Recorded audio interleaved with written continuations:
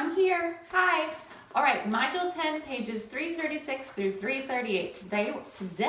Today, we're talking about dilution.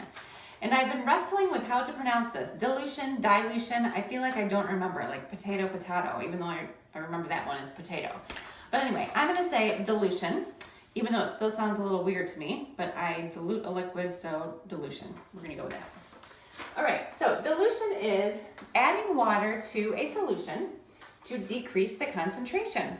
Okay, let's say you had a really strong cleaning solution and it was too strong to use around the house because you have a toddler around who likes to lick things. And so you want to dilute this highly concentrated cleaning solution. So what do? You add water, okay? So yeah, we already know what dilution is.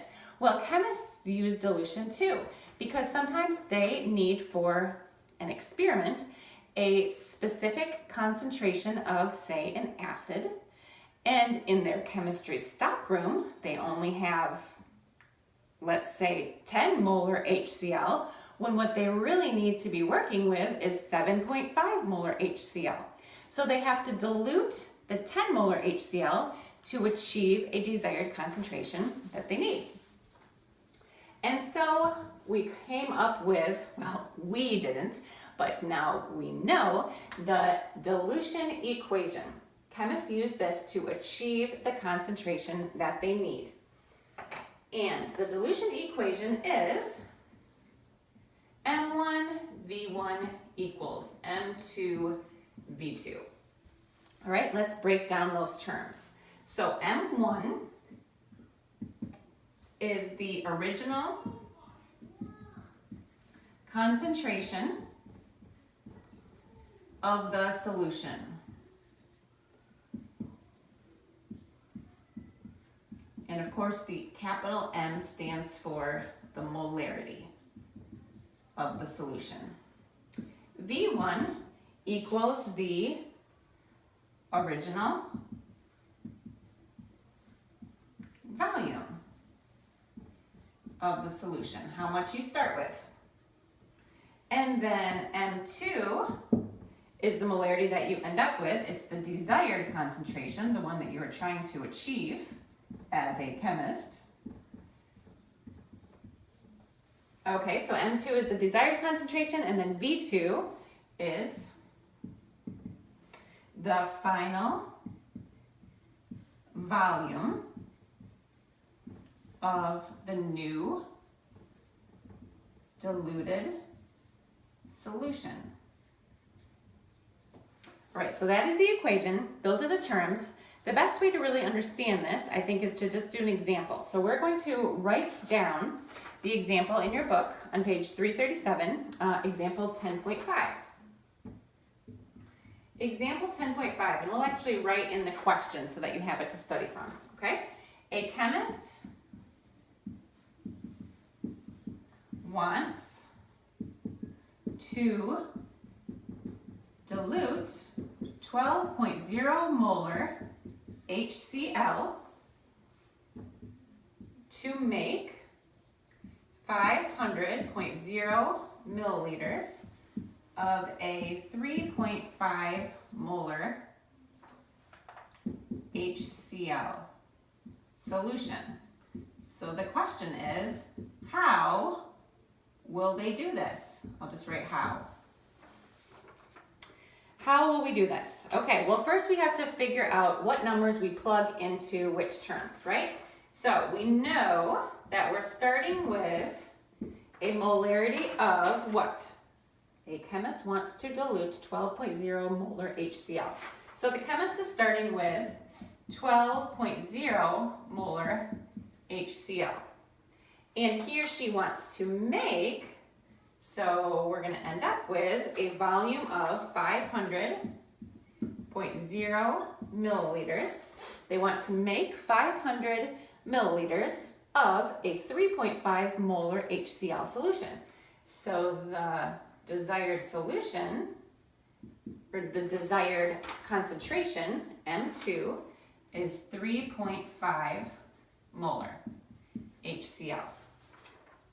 So what we first have to figure out is what is V1. We don't have V1. All right, so let's use a little algebra. M1 times V1 equals M2 times V2. We divide both sides by M1. So the M1s on the left cancel out. And in that way we can solve for V1. V1 equals M2 times V2 all over M1. So that's what we're going to use to find V1. Now let's plug in the numbers. V1 equals M2 is the concentration that we end up with. So M2 is 3.5 molar HCl times V2, which is 500.0 milliliters, all over M1, the concentration that we started with, which is 12.0 molar HCl. Okay, if you put that into your calculators, 3.5 times 500, all divided by 12, we would end up with, we need to end up with two significant figures. So 150 would give us two significant figures, 150 milliliters of HCl. That is V1. Okay, but what does that mean? The problem actually asked us how this chemist would go about doing that. So we need a little bit more explanation that I want to put in your notes. So he or she, or chemist, would start with, so this is V1, we're starting with 150 milliliters of the 12 molar HCl. Then we would add water, which is diluting, add water, dilute,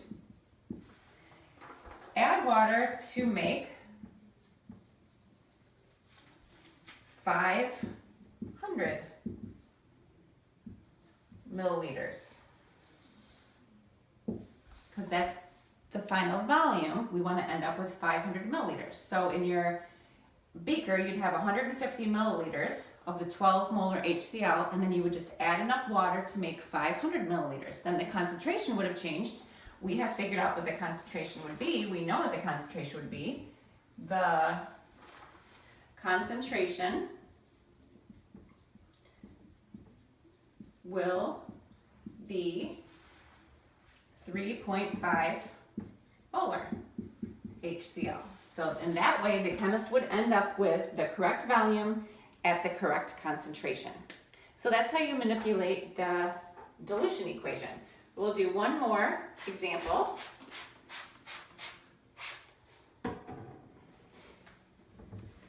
The other example is also from example 10.5 in your book. Just another way to use this equation.